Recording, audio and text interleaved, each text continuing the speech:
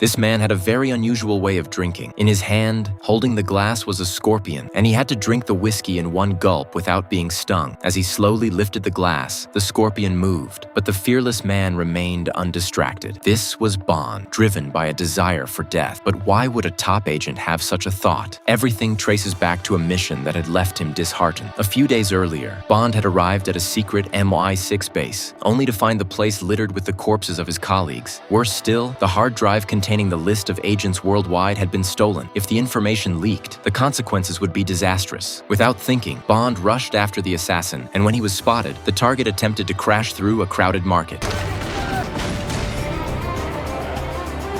But Bond's superior driving skills eventually stopped him. Just as he thought he could capture the assassin, he was suppressed by the AK fire. Taking advantage of Bond reloading, the assassin snatched a motorcycle and escaped smoothly. Bond, anxious, wanted to fire, but the dense crowd forced him to hold back. He grabbed another motorcycle and pursued, while his companion followed according to instructions. Soon, Bond and the target were racing across rooftops.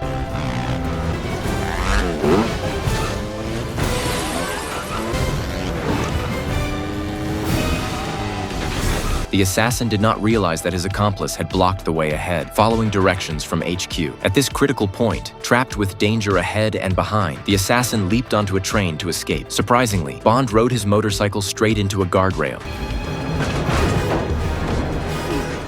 Thanks to his immense strength, he climbed up, and the two engaged in a gunfight atop the train. Frustratingly, Bond's compact PPK had run out of bullets. To close the gap, he had to use his ultimate skill, employing top-tier excavator expertise to reach the target. Bond did not notice that the assassin, unable to evade, reversed his gun and broke the vehicle connection. Fortunately, at this key moment, his pursuing companion alerted him in time, allowing Bond to pull off an astonishing move.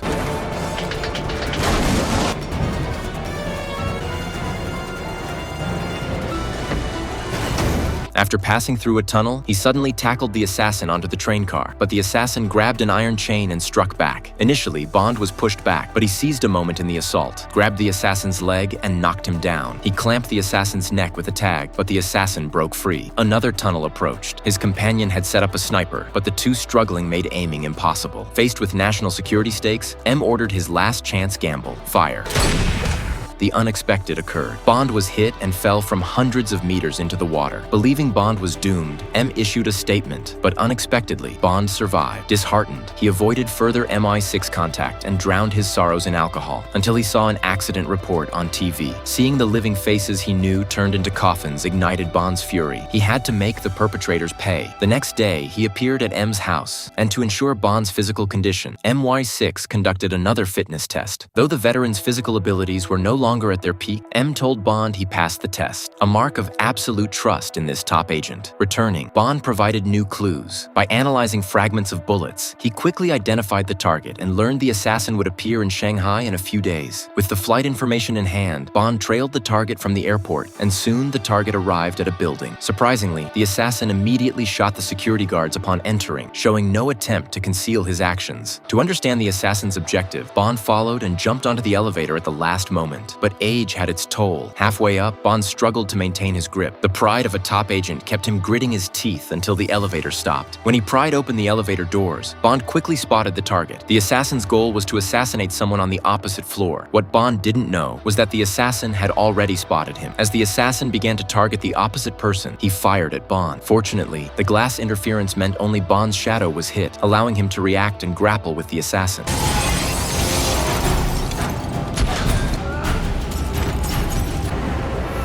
Facing a mortal threat, the assassin chose death over surrender, taking his own life. At this point, the only hope was to find clues among the assassin's belongings. During the search, a casino chip caught Bond's attention. Following the markings, he stayed at a hotel near the casino that night, but his room door was knocked upon. Opening it, he found a companion who informed him that the target had already cracked the agent list, putting 5 undercover agents in mortal danger. Bond immediately sprang into action that night. After meeting at the casino, Bond directly exchanged the chip, hoping to draw out the mastermind. Soon, a black rose caught Bond's attention. She was the woman observed at the Shanghai assassination scene, and Bond suspected she was linked to the plot. Sure enough, when Bond took the money, the black rose followed. Unexpectedly, Bond stated his purpose immediately. He wanted to meet her employer and offered to help her break free from their control. They quickly reached a deal. Thinking all went smoothly, Bond raised a champagne toast, but trouble quickly returned. When he walked across a bridge with 4 million euros, casino security stopped him. Such a large sum couldn't leave unchallenged. Bond pretended to surrender, then took the opportunity to knock one guard down.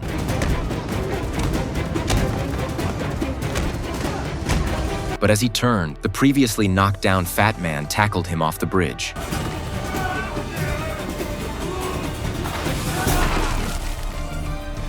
The man searched Bond for a gun to finish him, but at this critical moment, he was unaware. The struggle attracted the attention of a caged giant lizard, which reached behind him. Good luck with that. Bond used another lizard to grip the bridge surface, but was almost met by a gun. Fortunately, his companion arrived in time, and Bond escaped the casino. On board the ship, the Black Rose hadn't seen Bond arrive. Thinking he had failed, she prepared to depart. But at the last moment, Bond appeared behind her. The next day, the two arrived at a remote island, where Bond finally met the mastermind. Surprisingly, the mastermind did not harm him, instead inviting Bond to watch a performance starring the betrayed Black Rose. He placed a glass of whiskey above her head, showing Bond the fate of betrayal. Just as he flaunted his marksmanship, Bond suddenly struck.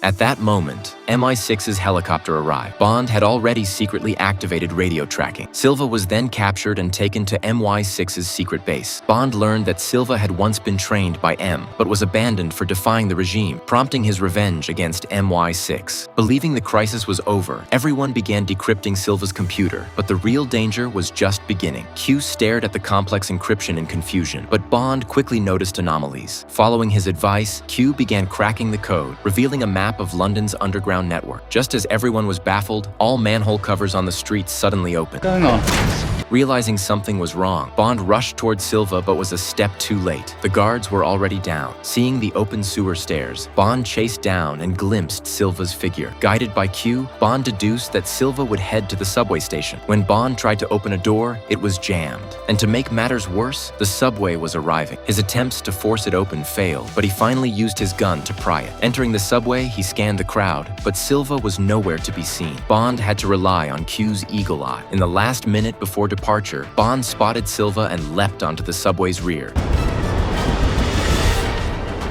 Confused staff let him in. Though he caught up, they didn't understand Silva's goal. Seeing the station name, Bond realized the target was MM was facing parliamentary questioning for exposing the spy list, and the next subway stop was Parliament. As Silva emerged, Bond spotted him, and the two engaged in subway parkour.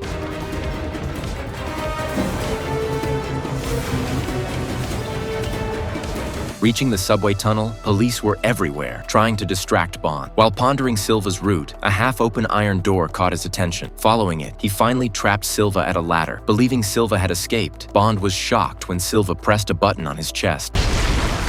Bond thought it was a mistake, but it was Silva's trap. A subway barreled toward him.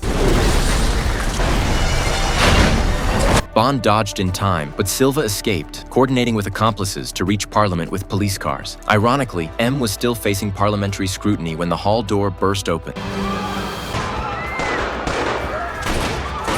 At the critical moment, colleagues saved M, and Bond arrived in time.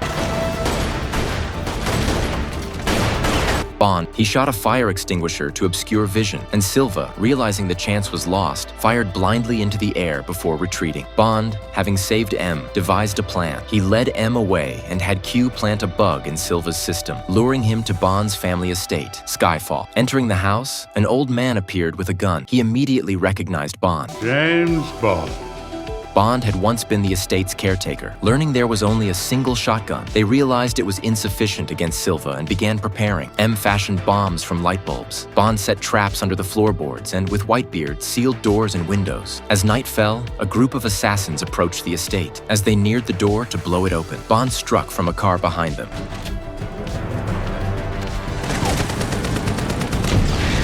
Those inside could not escape Whitebeard's gunfire.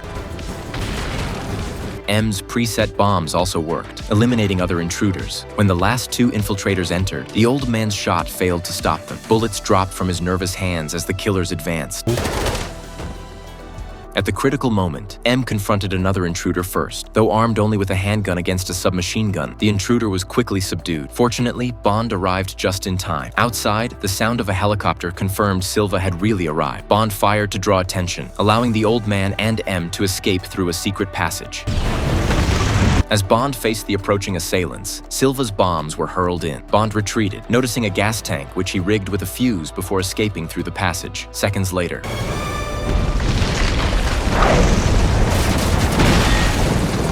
Silva survived. Realizing he had been outsmarted, he sent subordinates to search for Bond's body and rushed toward the lights. Unaware, Bond rushed to M, only to be intercepted by an ambushing Silva. While Bond neutralized minor threats underwater, Silva found M first. Shockingly, M was shot, enraging Silva, who tried to take her with him in a final act. But suddenly Silva was gone. M, in her final moments, collapsed in Bond's arms.